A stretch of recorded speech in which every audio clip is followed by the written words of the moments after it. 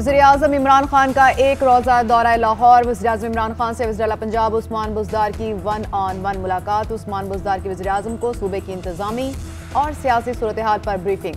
वज़ीर-ए-आला पंजाब ने पंजाब में cantonment election में नाकामी से मुतालिक भी आगाह किया। वज़ीर-ए-आज़म ने लाहौर के तरक्याती मंसूबों पर इजलास तलब कर लिया। स्पेशल इकनॉमिक जोन से मुतालिक इजलास की भी सदारत करेंगे।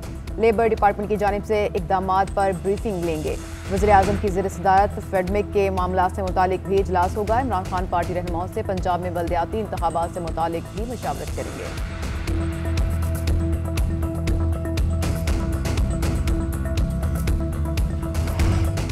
राना सनाउल्लाह की तहरीक इंसाफ हुकूमत पर लफ्जी वार। कहा पीटीआई ने अवाम से झूठे वादे किए। तहरीक इंसाफ ने तब्दीली के नाम पर फ्रॉड किया। 90 रोज में तब्दीली लाने वाले चौथे साल में दाखिल हो गए। अगले इलेक्शन में तहरीक इंसाफ को इलेक्शन लड़ने के लिए उम्मीदवार नहीं मिलेंगे। उस्मान बुज़दार जैसा नाअहल वज़ीर आला पंजाब की तारीख में नहीं आया। एसपी डीएसपी के तबादले पैसे लेकर किए जा रहे हैं। सदर नून लीग पंजाब राना सनाउल्लाह ने कहा कि हुकूमत इलेक्शन कमीशन और अपोजिशन का गठजोड़ साबित करे। फवाद चौधरी और आजम सवाती ने इलेक्शन कमीशन पर बेबुनियाद इल्जामात लगाए। इलेक्शन कमीशन दोनों वज़रा को नाअहल करे।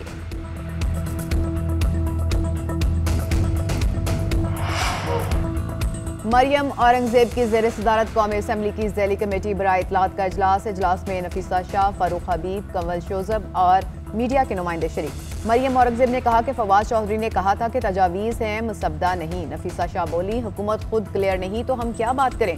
फारूक हबीब ने कहा कि पीएमडीए से मुतालिक कोई ऑर्डिनेंस नहीं ला रहे। फेक न्यूज़ और सोशल मीडिया को कंट्रोल करना है।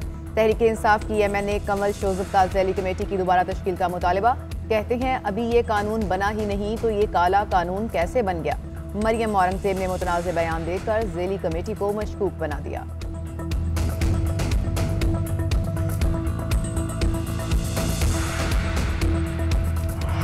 सुप्रीम कोर्ट ने chief election commissioner Sikandar Sultan Raja की तैनाती के खिलाफ दरख्वास्त मुस्तरद कर दी। अदालत ने रजिस्ट्रार ऑफिस के एतराज़ात बरकरार रखते हुए फैसले में कहा कि इलेक्शन कमिश्नर समेत मेंबरान की तैनाती अहलियत और काबिलियत की बुनियाद पर होती है। चीफ इलेक्शन कमिश्नर की तैनाती के खिलाफ ठोस ग्राउंड्स नहीं हैं। कायम मकाम चीफ जस्टिस उमर अता बंदयाल ने रिमार्क्स दिए कि चीफ इलेक्शन कमिश्नर और चेयरमैन नैब जुडिशल अफसरान नहीं होते। आपकी कोशिश को सराहते हैं कि आपने आईनी नुक्ता उठाया, लेकिन आइन के मुताबिक किसी आईनी तरमीम को चैलेंज नहीं किया जा सकता।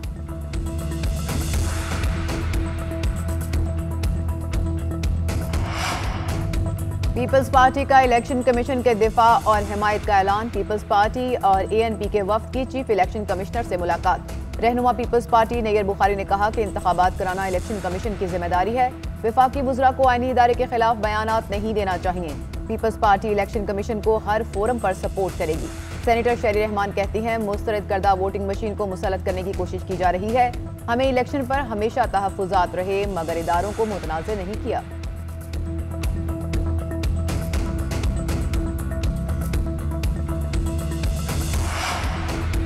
शफाफ इलेक्शन कराना इलेक्शन कमीशन की जिम्मेदारी है। इलेक्शन कमीशन तमाम सियासी जमातों के साथ बराबरी का सलूक करे। देखना होगा तमाम नोटिस का झुकाव एक ही तरफ क्यों है। तहरीक इंसाफ की हुकूमत इंतखाबी इस्लाहात लाना चाहती है। अपोजिशन की इंतखाबी इस्लाहात पर कोई तजवीज़ सामने नहीं आई। ईवीएम ना देखने वालों ने भी मुखालफत शुरू कर दी। मरियम नवाज और फजल रहमान ने इलेक्शन कमीशन पर धांधली का इल्जाम लगाया। वजीर मुमलिकत बराए इत्तलात फारूक हबीब का पीपल्स पार्टी और नून लीगी अकाउंट्स देखने का मुतालबा।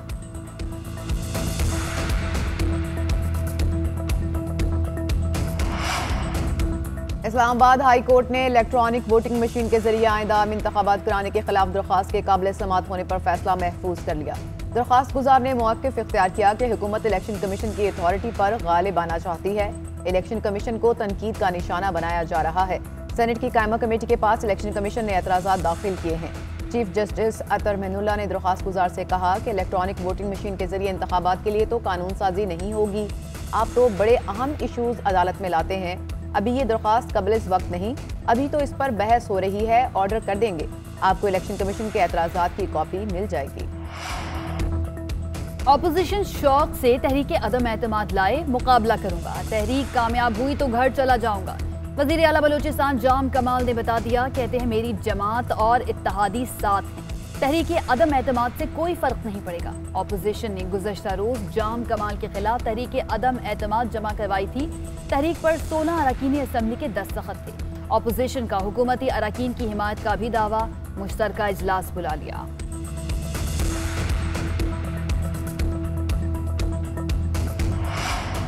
कराची में कोरोना पाबंदियों में नरमी, महकमा दाखिला सिंध ने नोटिफिकेशन जारी कर दिया।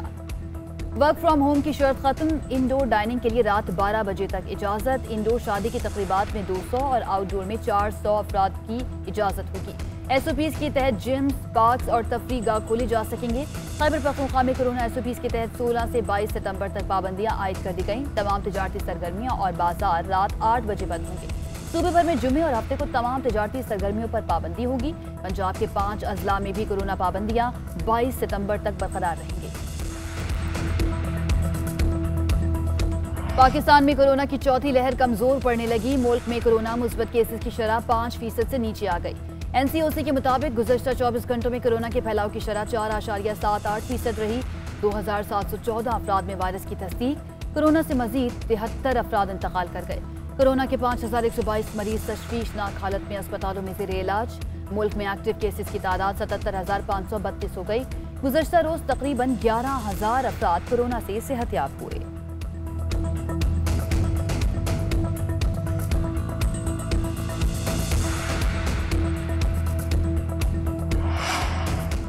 डॉलर मुल्की तारीख की बुलंद तरीन सतह पर पहुंच गया। एक दिन में इंटरबैंक में डॉलर 56 पैसे महंगा 169 रुपये 50 पैसे की बुलंद तरीन सतह पर पहुंच गया। 4 माह के दौरान इंटरबैंक में डॉलर 17 रुपये 22 पैसे महंगा हुआ। डॉलर की कदर बढ़ने से गैर मुल्की कर्जों में 1850 अरब रुपये से जायद का इजाफा हो गया।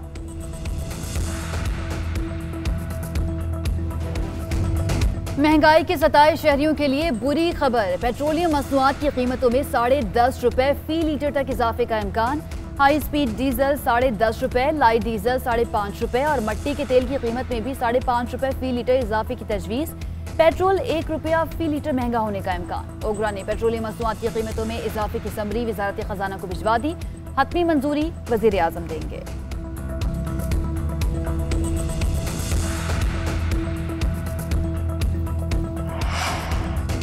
के इलेक्ट्रिक KMC के टैक्स इकट्ठा करने के लिए रजामंद। नेपरा से इजाजत के लिए सिंध हुकूमत वफाक से दरख्वास्त करेगी। मेट्रोपॉलिटन कमिश्नर कराची ने सूबाई महकमा तवानाई को खत लिख दिया। खत के मतन के मुताबिक KMC 2008 से म्यूनिसिपल यूटिलिटी टैक्स ले रहा है। KMC थर्ड पार्टी के जरिए टैक्स इकट्ठा कर सकती है।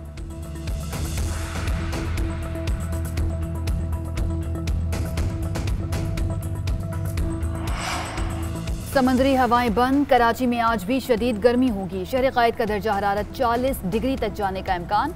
महकमा मौसमियात के मुताबिक कराची में जुज़वी हीट वेव 17 सितंबर तक जारी रहेगी। आज मुल्क के बेशतर मैदानी इलाकों में मौसम गर्म और खुश्क रहेगा। ज़ेरे सिंध, खिता पोटोहार, गिलगित बल्तिस्तान और कश्मीर में कहीं कहीं बारिश का इम्कान।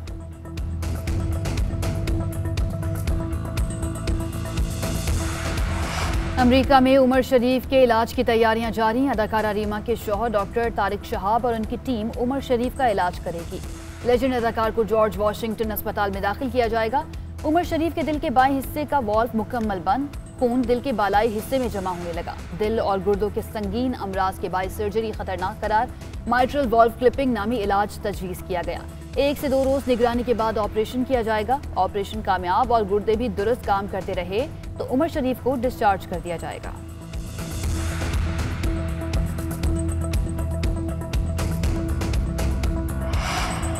इस्लामाबाद हाईकोर्ट में नूर मुकद्दम कत्ल केस में मुलजिम जाहिर जाफर के वालिदैन की दरख्वास्त जमानत पर समाअत। मुलजिमान के वकील ख्वाजा हारिस ने दलाइल देते हुए कहा कि FIR में जाहिर जाफर के वालिदैन का कोई जिक्र नहीं है। जाहिर जाफर इस्लामाबाद और उसके वालिदैन कराची में थे। सवाल ये है कि फिर जाहिर जाफर के वालिदैन को मुलजिम कैसे बना दिया गया। मुलजिम जाहिर जाफर के वालिदैन इस्लामाबाद आकर शामिल तफ्तीश हुए। जमानत कबलस गिरफ्तारी कराई। जमानती मचल के दाखिल न होने के बायस उन्हें 24 जुलाई को गिरफ्तार किया गया।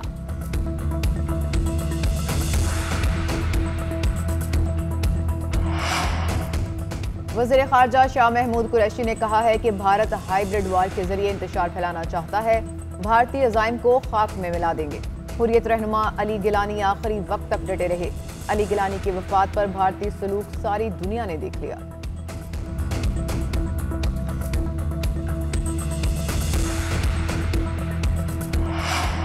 वज़ीर आज़म इमरान खान कल 2 रोज़ा दौरे पर ताजिकिस्तान जाएंगे। दौरे की दावत ताजिकिस्तान के सदर इमाम अली रहमान ने दी। तर्जुमान दफ्तर खारजा के मुताबिक वज़ीर आज़म दुशंबे में 20वीं शंघाई ताउन तंजीम सरबराही इजलास में शिरकत करेंगे। इलाकाई राब्तों पर खुसूसी तवज्जो के साथ तिजारती, इक़्तिसादी और सरमायाकारी के ताल्लुकात को बढ़ाने पर गौर होगा। वज़ीर आज़म पाकिस्तान ताजिकिस्तान बिजनेस फोरम के पहले इजलास का इफ्तिताह भी करेंगे।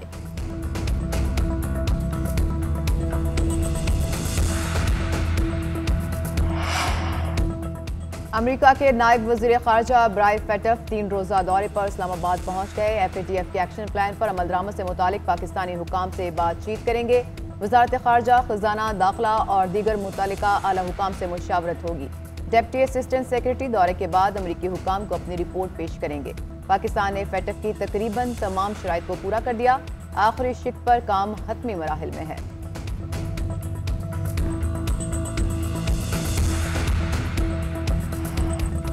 खातून अव्वल बुशरा इमरान का इंस्टीट्यूट ऑफ मेंटल हेल्थ का दौरा। खातून अव्वल ने इंस्टीट्यूट की जानिब से फराहम करदा सहूलियात का जायजा लिया। बुशरा इमरान ने इंस्टीट्यूट में पौधा भी लगाया।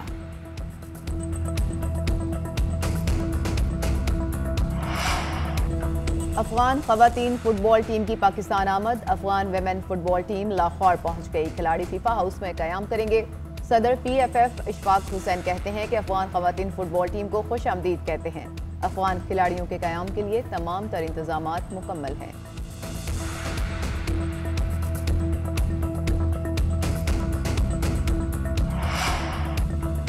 राकापोशी की चोटी से एक पाकिस्तानी और 2 गैर मुल्की कोह पैमाओं को रेस्क्यू कर लिया गया। डिप्टी कमिश्नर नगर के मुताबिक चेक रिपब्लिक के 2 और पाकिस्तान का एक कोह पैमा 6900 मीटर की बुलंदी पर 5 रोज से फंसे हुए थे। कोह पैमाओं को रेस्क्यू करने के अमल में आर्मी के हेलीकॉप्टर ने अपना किरदार अदा किया।